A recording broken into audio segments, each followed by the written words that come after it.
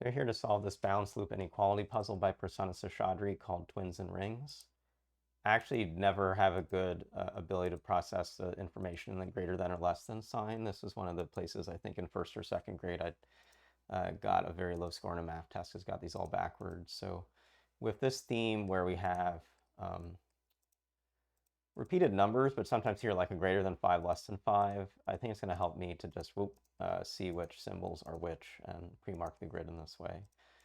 And what that'll then do is also draw my attention to the clues that are most useful. So red clues are going to have much less value in these puzzles. There are some like you can immediately specify, like a less than 4 in black has to be 3. 3 is the smallest clue size of any form that black can take 1 plus 2 as the loop ends. But really the way balanced loop puzzles go is the larger digits have a forced longer leg. And looking at some of the green cells, particularly, let's just start like over here. And show you what I mean. So a greater than 5 is going to be 6, 7, 8, 9, higher than that. If 6 was the starting point, you might think the longest leg is 3, but 3 and 3 is a white clue, not a black clue. The longest leg has to be 4 long. So the first thing we can do with a clue like this is say, where can we draw a 4 long segment? And we can't draw coming up or to the right because we're going to go off the grid. So it's 4 long to the left or 4 long down. And if it's 4 long to the left, notice it's hitting this less than 6 white clue. And taking it away would have to extend like this, which would make it not only less, it would make it equal to 6, but it would cause other issues. So this has one option for the 4 or longer leg, which is to go down. That intercepts a less than 5 clue in black, which now is actually just representing 4 cells and representing them just fine. So this is a valid orientation for this. If this is 4 going down, it has to take at least 2 to the left to get to be 6 or more.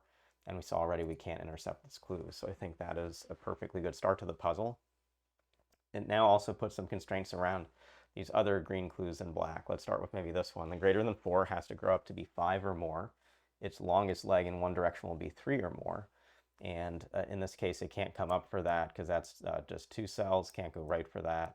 If it came down with 3 or more, it's going to intercept this less than 4 clue, which is a 3. It's 1 plus 2. That doesn't work. So this is taking at least 3 cells to the left. And in doing that, we'll see that we can't ever take this cell to the right to connect to this less than 4 clue. Again, this is a 1 plus 2. That now can only take 1 above and 2 below and finishes out if it does that. That comes over here and this loop doesn't want to close, so we get this put in. Greater than 3 has to go to 4 or more, and 4 is going to need 1 plus 3 or anything larger. A leg of size 3 is what we need, and we've already put in a leg of size 1. So 3 can't go to the right, can't go up, so it has to come here. So this will have to take at least these cells. And notice how we've now isolated this less than 3 clue, which will be a 2 in white, so 1 and 1. Made these little loop ends start, and these loop ends will keep chasing out and go actually pretty far. Look at this. We're going to go all the way to here, where now this clue really doesn't want to connect into the less than 9, so it's going to turn down, and this will turn down to just make things work out. We've got this little corner for this less than 6 clue in white. It looks like that has to actually just be a 2. This loop end has to come down. This loop turns over. All these look okay. This comes down here. Let's come to this greater than 2 clue. So this is our only greater than symbol in white. And that means it's going to go to 4 or 6 or 8 or some even number. And that means it'll always take at least 2 line segments one direction. So it's not going straight to the right here because there aren't 2 segments to take. It came up and took 2 segments to actually get to size 3, but this is 1, 2, 3, 4, 5, 6, 7, 8, 9. It's too large for this clue. So it can't come up. So it's going to come down and to the left. In doing that, it's hitting this greater than 2 clue, but if it stopped here, it would cause a problem for that clue. So this looks like it has to grow at least 1 more. It could grow further than that and form this group. This now will have to come down to not close off the, basically there's a cul-de-sac here, not close this spare end. Looks like all that is really good progress. Let's now come to this green clue in this corner. Greater than 4 is going to go up to be 5 or more, and we'll have its longer side be at least 3 or more, and 3 can't come down or right. If you try to put 3 coming up, you're going to cause an issue with this less than 4 clue because it's now actually a 4 size clue. So this has to take at least 3 cells left. That now on this bottom row means these isolated cells will have to come through in this direction. And this white needs some balance, so it has to take at least 2 on each side. So this is a possible orientation for that clue. This greater than 3 is at least 4 which means its longest leg is at least 3 long, so not down, not up, not right. You're probably used to this by now, but we'll have to take at least 3 legs to the left. It's not going to be able to take this cell for this less than 3 to work out, so there's going to be some tension growing here. And we also have the tension growing from this where we said it had to take at least 2 in a direction but can't come up. So we'll want to figure out how we get that tension identified and resolved, but it may be at this time we want to come back to another part of the grid, like this top part of the grid, and just do some work there. So we've got a white cell, it's got to take some near it. It can't ever take this edge. If it did, it would have closed on itself. It looks like whatever we do, these ends are going to connect. So they could connect like this or like this. So we're also not crossing this cell. So now we have a white cell that's near a corner. And in some ways, looks like there are actually a lot of valid options for this. It can just continue and do that. It can quickly turn as well, like sort of take the too long side, but it's going to be something about this end here connecting in, which makes this end and this end now be 2 ends we don't want to join. So we'll want to think through how to take advantage of that logic and use it somewhere. What we can also think a little bit about is how do some of these other number clues go.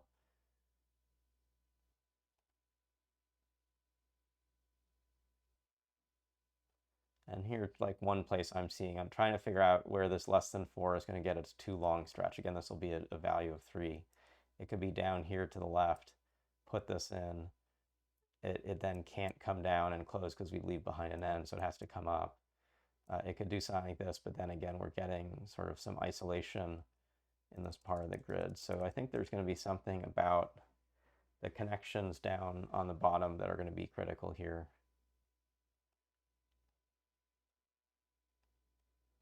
Actually, here's where it is. I didn't see this at the start. So greater than 4. Right now, I only have this being of size 4. I have to take at least one more cell here, and that actually marks off this box. And that's going to now turn into this clue. And that's going to put some more tension, I think, even faster into the puzzle.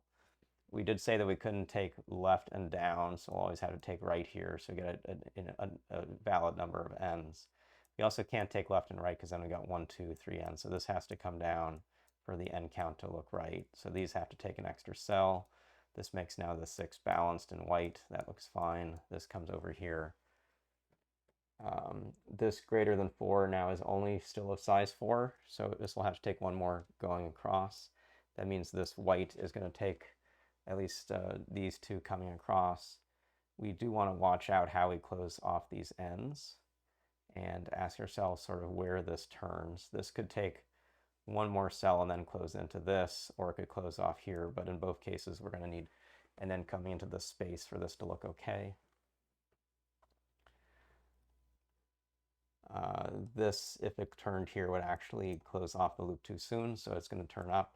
That means this turns up and these turn over. Now look that this end and whatever is here are going to be the same end, and so they have to not connect. And in doing that, we're going to get enough, I think, tension that we'll recognize sort of how the thing finishes. If this white came up, it forces this over, so this white has to be 2 plus 2. Coming in here, that now means this, the white on the top is just a 2 with a 1 and 1. So these all look good. Let's see sort of what's next. We've got to get an end of at least size 2 off of this. This will be 1 plus 2. Both of those work. Notice that if this just comes straight in from the 4 below, it now is really 3 plus 1 and would have to do this, which makes it balanced.